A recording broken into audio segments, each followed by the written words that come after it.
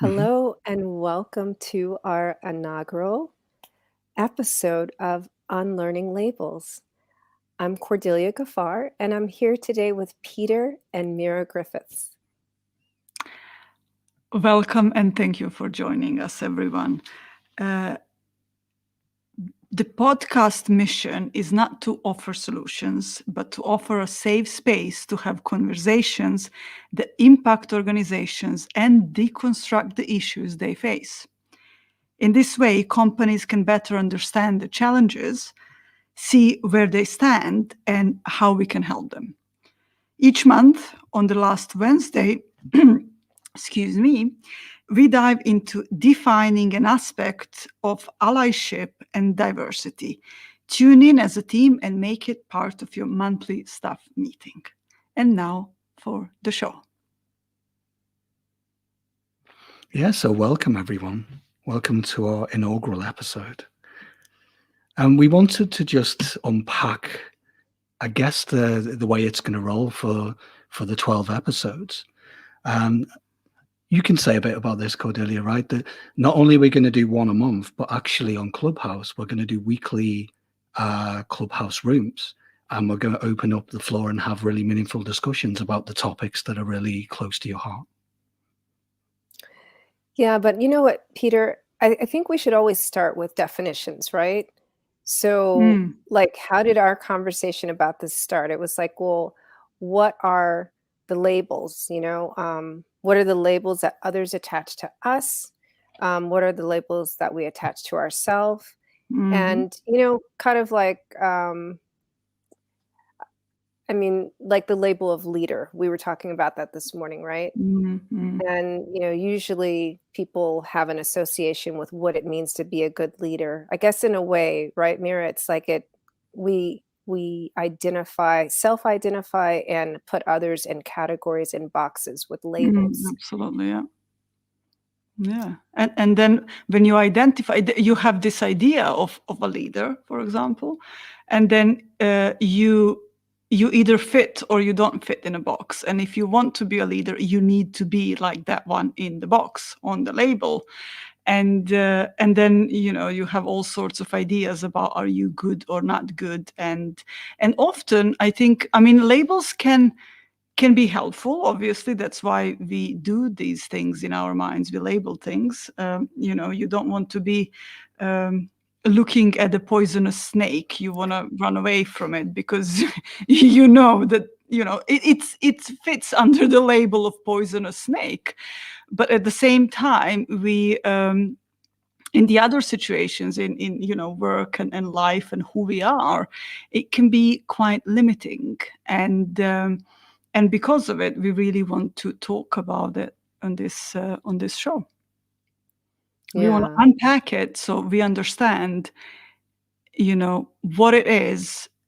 Is that really label that suits us, and how the world looks like when we unlabel ourselves and we learn or unlearn labeling that we have about other people.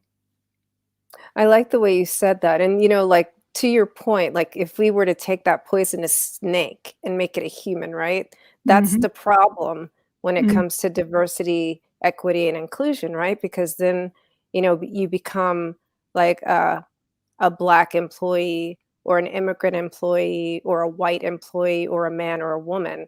And then, the association with those labels become limiting, like you said, but not always in a good way. Yeah. So what we really want is really to unpack it, to see what it is and what it isn't. So it opens up a space for ourselves and for our Peter people to unleash much more of their potential than what is really stuck under this tight, limiting little label. Yeah.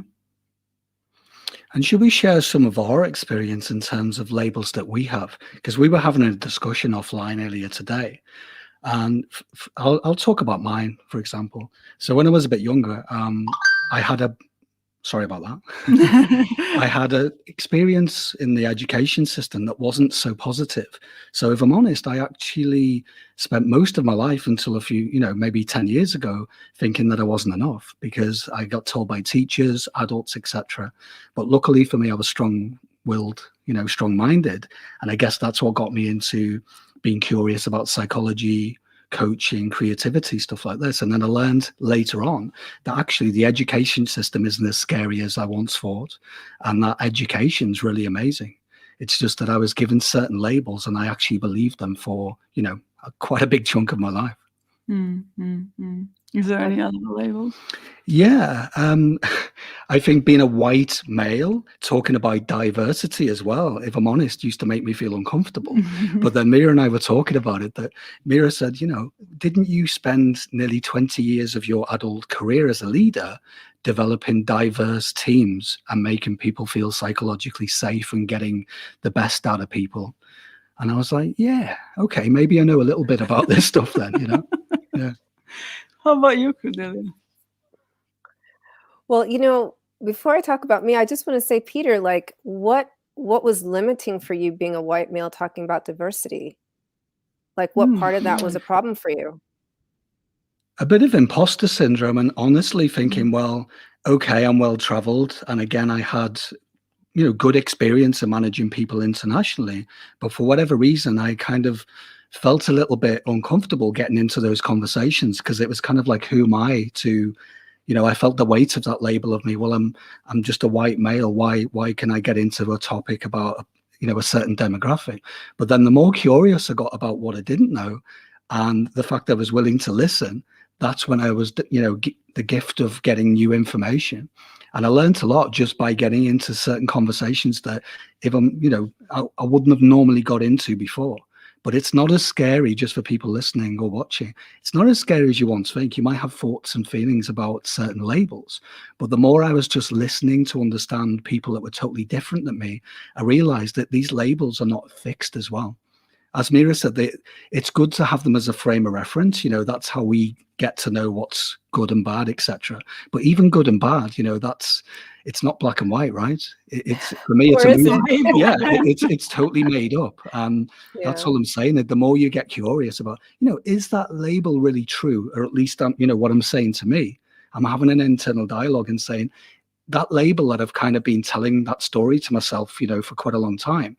Is it true? And then just to get into dialogue with other human beings, you get to learn new information. And a lot of the times I was like, wow, these labels are actually made up. So, like, from my perspective, I wanted to ask you that question because, in my experience, it has been white males, right, who have the face of power, right, who have actually advocated for me. So you have to be curious, like you said, and you have to have the courage to have those difficult conversations so that you can be allies for people like me. So, like, some of the labels I didn't really associate with myself until, I guess if I want to talk about when I was working, right? It's just like I was in my 20s. I'm like, yeah, I'm just like this really smart person, right? Until I moved to Washington, D.C., and I found out that I'm a cheeky Black woman. And then I kind of took that on, and then I even became an angry Black woman. And I was just like, I have an opinion and I'm, speaking up. And like I said, if it weren't for, some of the white males in my there was a particular, when I worked in law firms, there was a partner and he took me aside and he's like, look, Cordelia, you need to build a constituency and this is how you do it. And these are the people that have to be there. And so, basically this concept of allyship that is like a new concept, I learned this when I was 24. So this is who we need to be. And then I would have to say, even after corporate, like since I've left in the past 20 years or so, I should have said like this. Anyway, it's like, well, now I'm a mother, right? And then, Mm. which again, I was like, I'm a mother, right? Until I found out, like, even how we as mothers sometimes we devalue what that means. We Mm. don't see ourselves as leaders, although we are leaders of our household and we are leading the next generation, right? Mhm. Mhm. So these are ways where, imposter syndrome, I'm like, I'm not a leader, I'm just a mom. Even Mm. though I have enough kids that, like, I think I only need a few more for a full basketball team or most any sports team. Um, so it's like I waiting, what the label is. So, Yeah. before we get to you, Mira, I just wanna, acknowledge we have Natalie here with us from Munich. Hey, Natalie. Hello, thank you for joining us. And also for those of you who are watching live, either on YouTube or on LinkedIn, feel free to put your questions or comments, and will address any labels that you may be associating or disassociating from. So Mira, what are Mhm. the labels that you took on for yourself? Oh, plenty. Where do I start? But I guess the big ones, and I guess it's something that it's what's going on in the world. Um, I was a refugee as a kid, as I was teenager when it's all blown up and started. And I have, for a really big part of my life, associated myself, like, not associated, I saw myself as a refugee, which is fine. Mm, There's nothing wrong with that. But I added things to, who is a refugee? And then I added bits of what it means to refugee, things that I've heard from people that were angry at refugees at the first time. Again, they lost jobs. They thought refugees are in charge of it for whatever reason. As a refugee, I'm not supposed to have any money. As a refugee, you can't say this, or you don't have these rights, or you have to struggle because otherwise people are, you're not supposed to do, you're not. And so I've struggled with money, with self-esteem, with what can I do in life. And I wanted to do all these things and talk to people and empower people and help them. But then I had, who am I to do that? Because I'm nobody. And so that was a label that was really limiting to me in terms of my profession, in terms of how I thought about myself. And you could say that was a imposter syndrome in a way, because you know how can I as a refugee sit in a boardroom, and stuff like that. So and I did it. I don't know how, but it happened. And it really the turning point was when I started unlabeling myself, when I started unpicking that, yes, I was a refugee as a child, and I can still say, I come from that background, and I can still say that label in certain situations where it's really meaningful and important. But I don't have to pack all that meaning with it. You can acknowledge it, but you can't change the way you look, for example, as well. But you don't need to pack all that meaning on yourself. And I also found that once I did that with myself, it was much easier to see other humans as humans and not their labels instead. So yeah. And what else would be refuge? Yeah, I'll stick with that one for now. I'll find that more. that's a pretty powerful one, and I guess what you're really pulling out there, Mira, is the self-awareness piece, right? Hmm.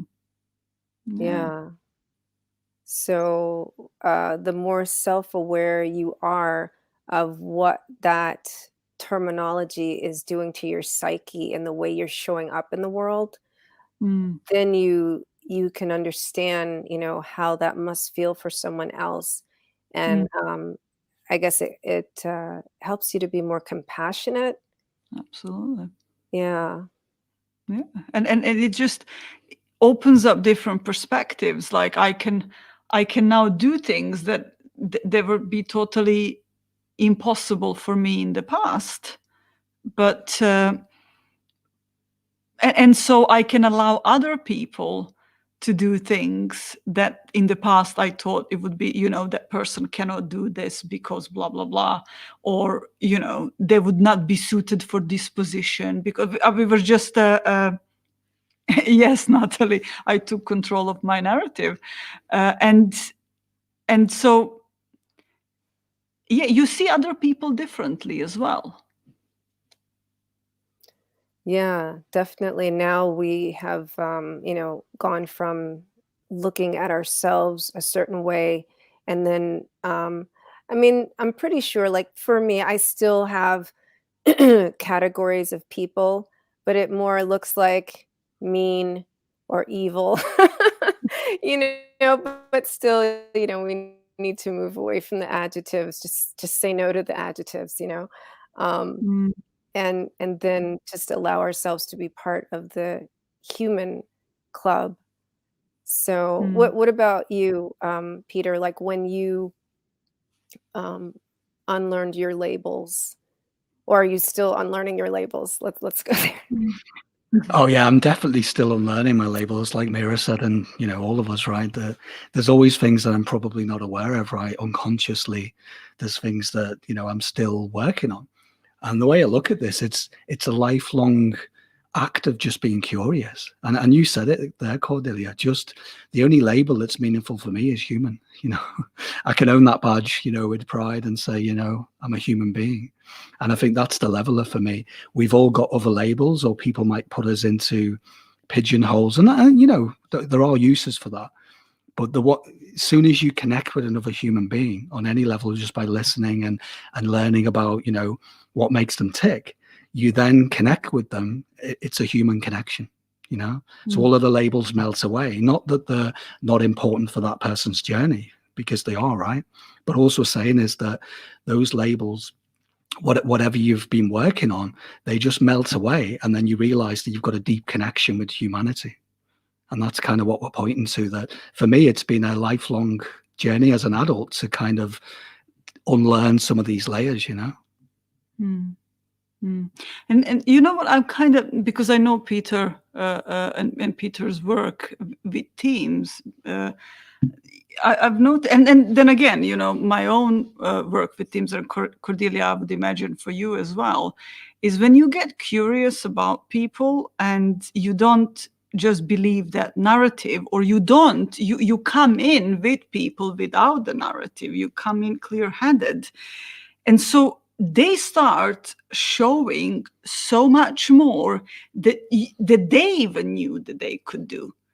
Like, in order to allow people to grow and to grow them, to help them grow with your help as a leader, you need to be able to see past that narrative that you may have had. And so if you really want to build teams, if you really want to grow people, if you want to grow yourself, you need to pass the limits of that label.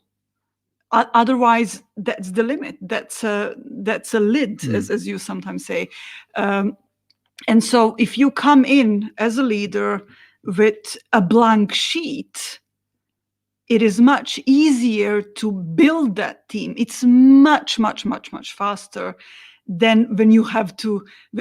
Otherwise, you have a really, really hard work, and then you change people, and then this person is not good, this person is not fit in, this person can't do that, But actually, when you come with a blank slate, you have much more opportunities. You show them things that they didn't know they knew. You open the new opportunities for people, and they will forever be grateful for you for it. And also, your job as a leader is much, much easier. And crucially, you grow as a leader with your team as well. Oh yeah.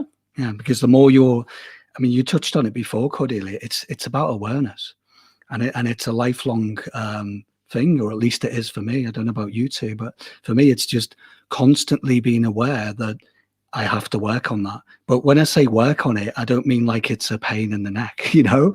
I actually get excited about it, and I'm just, you know, why we're talking right now, I guess, that it's total curiosity and creativity for me. I see leadership as an innately creative endeavor. So for me, when I'm like, okay, I know I've got certain labels for me. I know that they're popping up when I'm interacting with my team. And this is when I was in the context of in a leadership position, but I'm just going to go with it. You know, I'm listening to these people, I'm constantly learning. And the more that I listened to the people that I was, I guess, in, you know, have a duty of care over, the more that they became relaxed and felt psychologically safe to share. And I got to learn more. I don't know if people have really thought about this, but the more that you listen and the more that people see that you're genuinely listening to understand, and you want to, you know, you don't even have to say it, because we were talking about this before, that you don't have to be as obvious. I see you, I appreciate you. It's just, if you're listening to understand, that comes as part of the package. That's a happy accident of actually having an open mind and being curious. And as you say, just wanting to be more aware, right? Yeah. Yeah. That listening piece is really the key, right? Like, and listening full body, right? So a lot of time there's like all these practices of listening, but you know, just looking someone straight in the eye and turning your body towards them, you know, not being on any devices and just giving full attention to that Yeah. person. That it, you know, there's so much in our nonverbal language that implies I care about you, I see you, and what you're saying matters. And that's really all it takes, like you said. And then for you as the listener, right? If you just make this your practice, so like if you're a team lead, when you have your one-on-ones, you know, with your team, just be in the practice of being full into, you know, turning your body towards them and just making it a dedicated time to give them your full undivided attention, and they'll feel your vibration. They'll feel the compassion and the empathy. And yeah, you won't have to say much. Yeah. It's interesting, isn't it? I've seen some amazing things happening, and people solving problems and coming up with some amazing ideas just because they were given space and attention. And it's amazing. Like, my job has become so much easier and so much more fulfilling at the same time, and I'm just doing less. I'm doing less with people. I'm less doing, but I'm more there, if that makes More sense. being, yeah. Yeah, yeah, I have to say that's the best part of leaving corporate and going into coaching, is like you can actually be with people and you mm, can give them time and space so they can create their brilliance and be their brilliant self. mm, And and you don't have to do anything. mm, Um, yeah. yeah, I just wanted to point another comment out from Natalie, so thank you.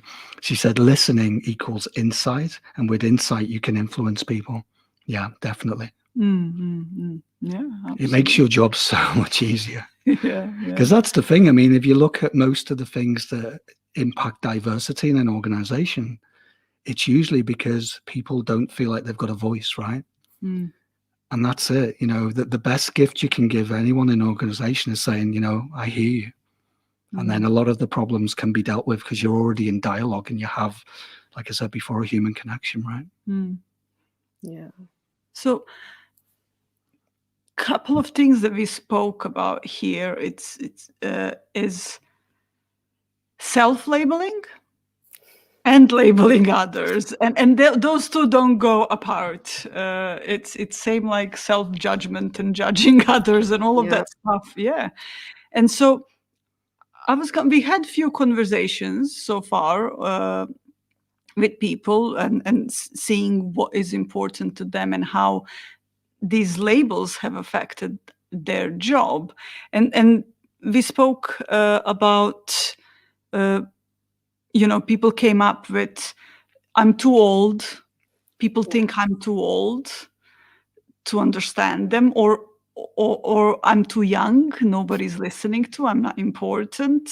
Or I haven't got enough experience. I haven't got enough. Also, labeling people that have changed jobs, different industries, and then there's a label consistent with that goes, they are not consistent, they are changing, they don't have enough experience in one industry that we need, which is actually not true. And so what we want to go through these sessions is actually deconstruct these labels. So it would be useful to just hear from people that are listening right now, is what are some of the labels that come up right now for them when they're listening to this? Is there any particular one that could be interesting? Or Peter and Cordelia, do you have any?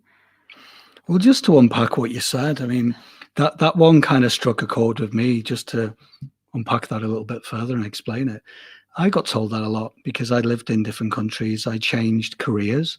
If I'm honest, I did because I didn't, again, back then I hadn't worked on myself as much as I have now. And I was telling myself I wasn't good enough. So I was changing to different careers because it never felt enough, right? But then when I look at it now, I've done a lot of recruitment in my time.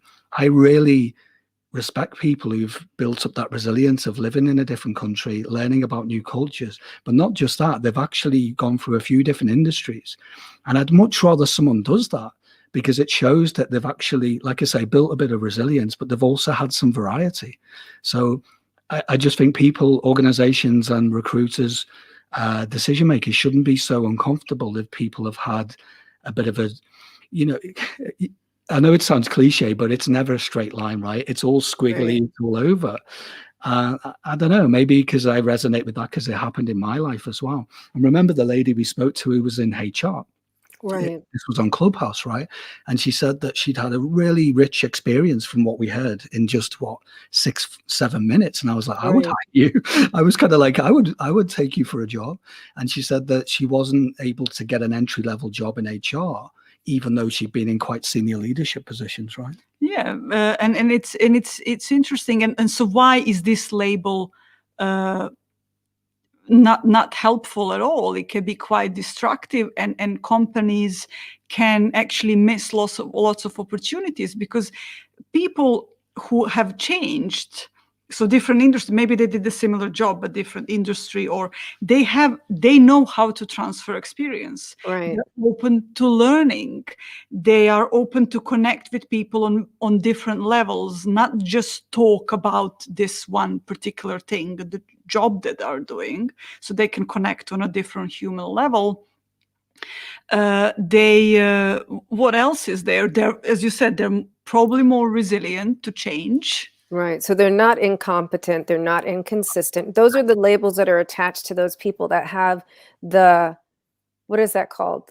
Oh my goodness. There's another word for it, but they have they change jobs every 2 or 3 years, or they're changing industry every 5 years. And that just shows the,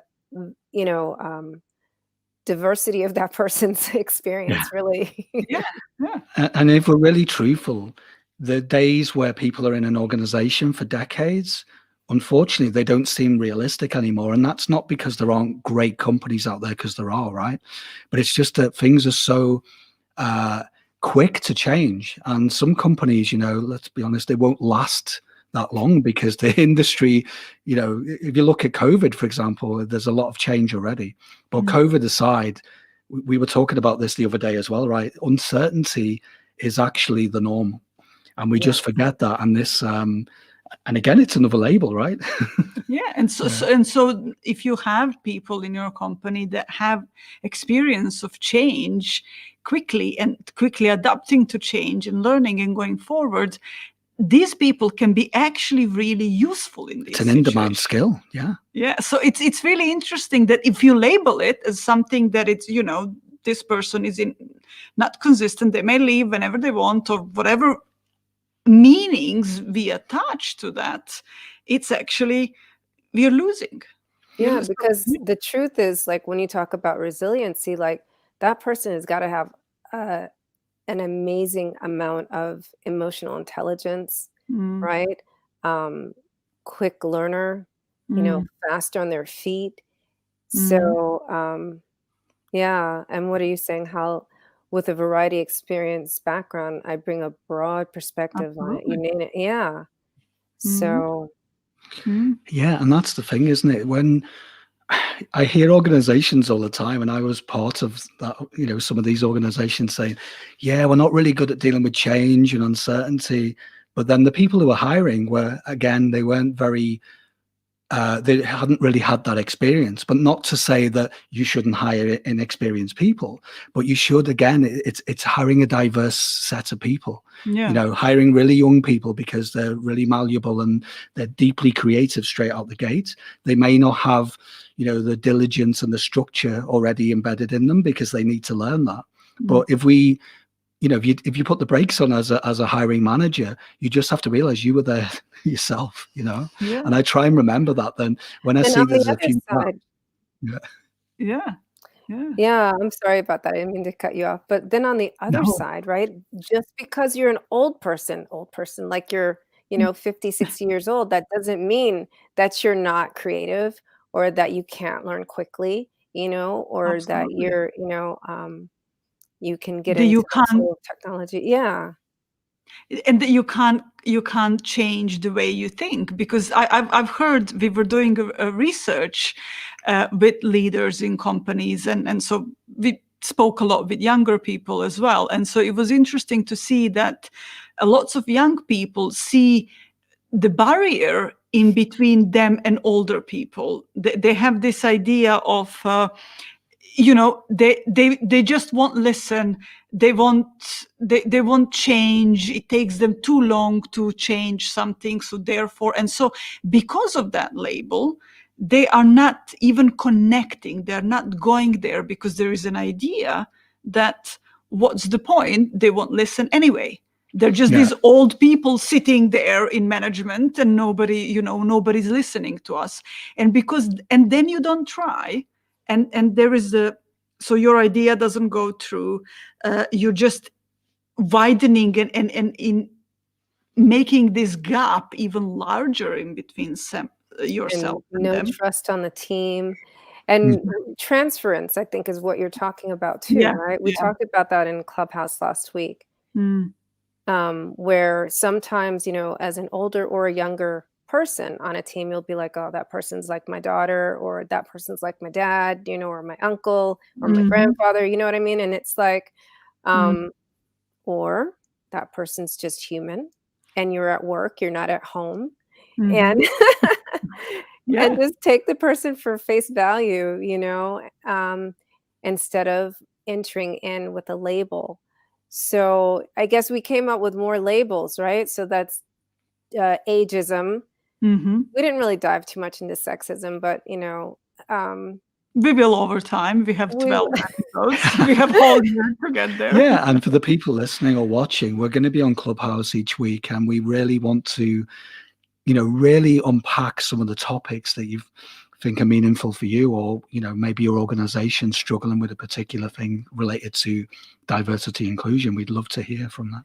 Yeah, I just read a comment from Hal. Mental plasticity evolves with experience and age. That's true. Absolutely, and it's really interesting is that that was a myth broken ages ago, that with the loss of neural cells, that we lose memory, and that all old people are senile and they forget, and but actually what we found out in neurology is that yes, we do have less nerve cells, but we don't even need that many.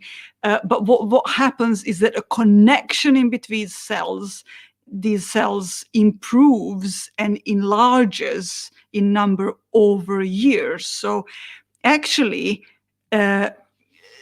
making coming up with the ideas, creating, connecting stuff from one experience to another experience. And that's why we say that, older people are usually wise, because they have learned, they have made those connections that younger people haven't. So again, I'm not that. Like, we've gone from basically, if we were to liken it to something that people can probably hold on to, it's like Mm. we've gone from Wi-Fi to a hard connection, basically, is what you're saying, right?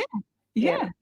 And so, thinking that because somebody is older can't come up with the ideas, or doesn't want to change, or can't change. I mean, there are people that are uncomfortable with change, but that has absolutely nothing to do with their age. They could be 15, 20, 30, 50.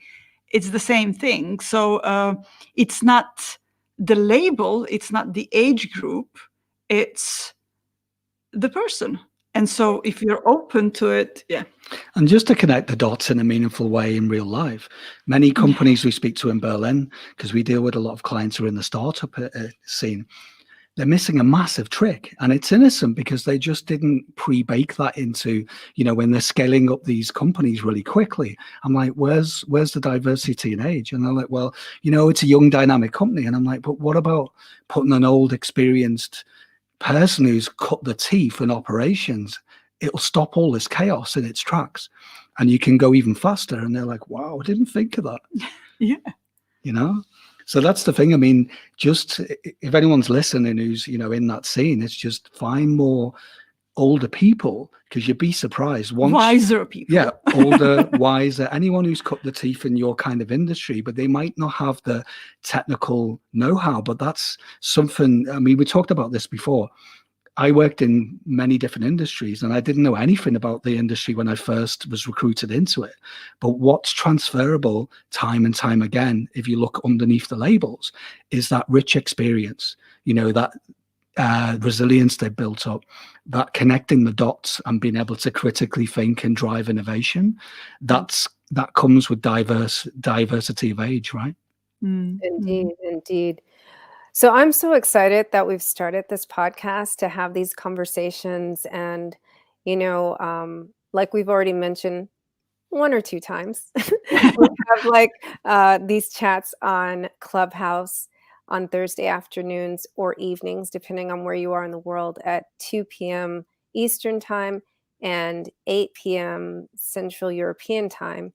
So, please join us tomorrow. Yes, that is tomorrow at this time, and we'll chat it up and hear from you a little bit more about what labels you're attaching to yourself and others, so that you can be on your journey to unlearn those labels.